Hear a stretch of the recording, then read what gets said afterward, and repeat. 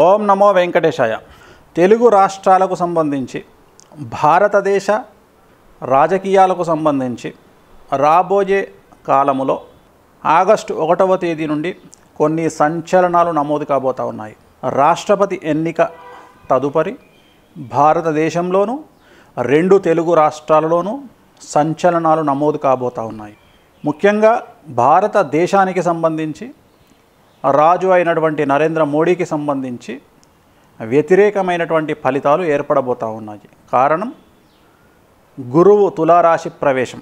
అంటే నరేంద్ర మోడీ జాతకం వృశ్చిక రాశి, అనురాధ నక్షత్రం కాబట్టి ఆయన జాతకంలో వ్యయంలోకి గురువు రావడం వల్ల ఆరోగ్యపరమైనటువంటి ఇబ్బందులు లేదా ఆయన పైన అనుకోని సందర్భంలో తీవ్రవాదుల దాడి లేదా ఆయనకు భారతదేశ ప్రజలలో ఉండేటువంటి క్రెడిబిలిటీ లేదా ఇతర దేశాలతో యుద్ధాలు చేయాల్సినటువంటి పరిస్థితి ఏర్పడటం నరేంద్ర మోడీ గారి జాతకంలో ఖచ్చితంగా కనిపిస్తూ ఉంది. ఇది ఆయన ప్రత్యేకించి ఆయన జాతకం. మరి రాష్ట్ర రాజకీయాలకు సంబంధించి తెలంగాణ రాష్ట్రం, ఆంధ్రప్రదేశ్ రాష్ట్రానికి కనుక వచ్చినట్లయితే ముఖ్యంగా 2 తెలుగు రాష్ట్రాలలో ముఖ్యమంత్రులకు సంబంధించి కుటుంబపరమైనటువంటి ఇబ్బందులు ఏర్పడే అవకాశం 100% గోచరిస్తూ ఉంది.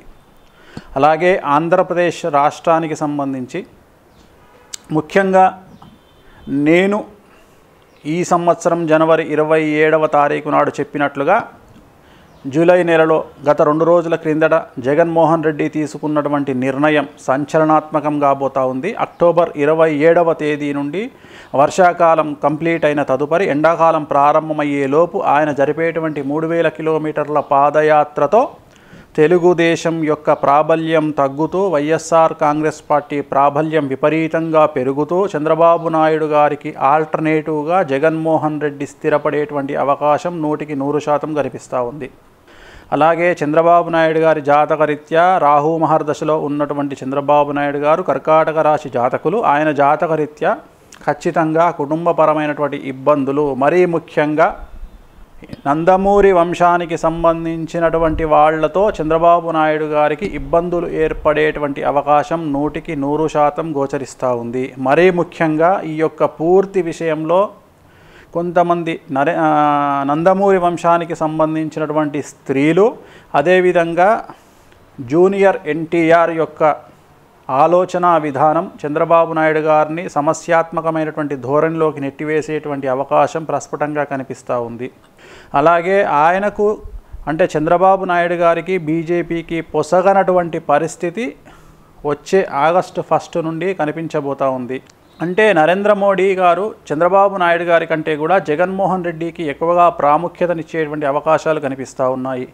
ఇవన్నీ కూడా రాహు మహర్దశలో ఉండేటువంటి పరిస్థితుల కారణంగా చంద్రబాబు నాయుడు గారికి సమస్యలు అధికమయ్యి అలాగే ఆరోగ్యపరమైనటువంటి ఇబ్బందులు ఏర్పడే అవకాశాలు గోచరిస్తూ ఉన్నాయి. మరీ ముఖ్యంగా చంద్రబాబు నాయుడు గారి జాతకంలో న్యూరోకు సంబంధించి అంటే నరాలకు సంబంధించినటువంటి సమస్యలు అధికమయ్యేటువంటి అంశాలుగా భావించాల్సి ఉంటుంది. అలాగే కోర్టు వివాదాలు తలెత్తేటువంటి అవకాశం కూడా కనిపిస్తూ ఉంది.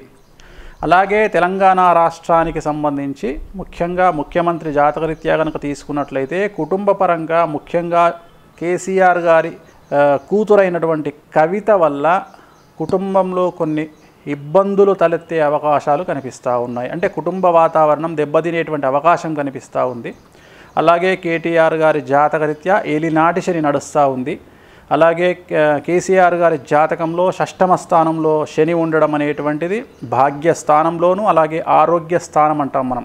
కాబట్టి భాగ్యస్థానంలో ఉండేటువంటి శని ఎంత సహాయం చేస్తాడో ఆరోగ్యపరమైనటువంటి శని ఇబ్బందులు కలుగజేసే అవకాశం ఉంది. మరీ ముఖ్యంగా లంగ్స్కు సంబంధించి ఊపిరితిత్తులకు సంబంధించి అలాగే స్టమక్ అంటే లివర్కు సంబంధించినటువంటి సమస్యలు అధికంగా అయ్యేటువంటి అవకాశాలు రాబోయే ఆగస్టు 1వ తేదీ నుండి హెల్త్ ఇష్యూస్ వచ్చేటువంటి అవకాశాలు గోచరిస్తూ ఉన్నాయి.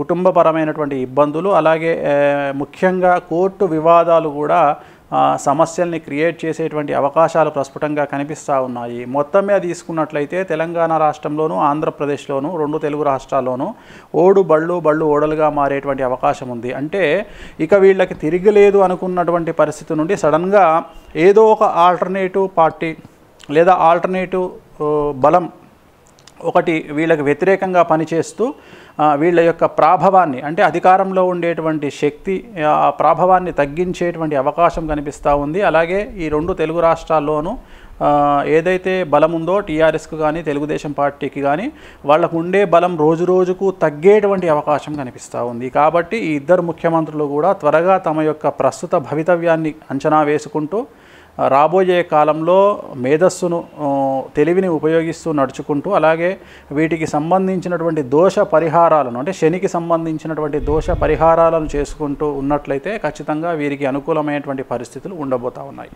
ఓం నమో వెంకటేశాయ.